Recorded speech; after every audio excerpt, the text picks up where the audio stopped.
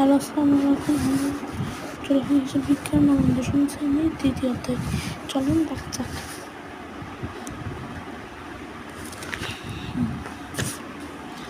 দ্বিতীয় অধ্যায় কি? লেনদেন। লেনদেন কিছু বিষয় রয়েছে, এই সম্পর্কে আমরা জানি।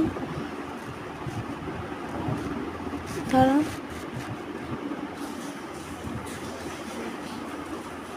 এ সমান এল প্লাস ই,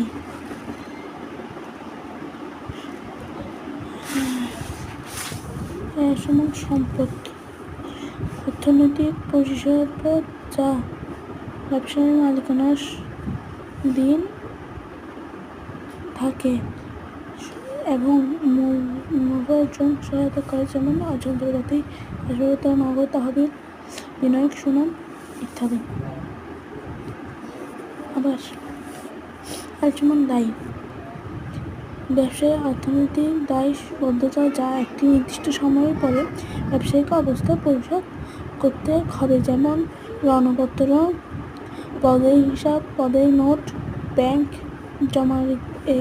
জমাতিরিক্ত বকেয়া খরচাবলী, ঋণ, অগ্রিম আয় ইত্যাদি।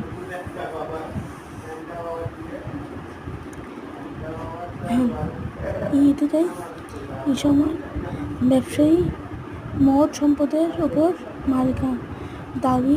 মালিকানা সত্ত্বেও প্রধান মালিকের বিনিয়োগ, আয়, উত্তোলন খরচ। এর সমান সম্পদ হতে পারে, এল সমান দায় হতে পারে, ই সমান মালিকানা সত্ত্ব। হিসাব সমীকরণ বাধিত রূপ: এ সমান এল প্লাস সি প্লাস আর minus E x minus D. এ সমান সম্পদ, সি সমান মূলধন, ই এক্স সমান খরচ, এল সমান দায়।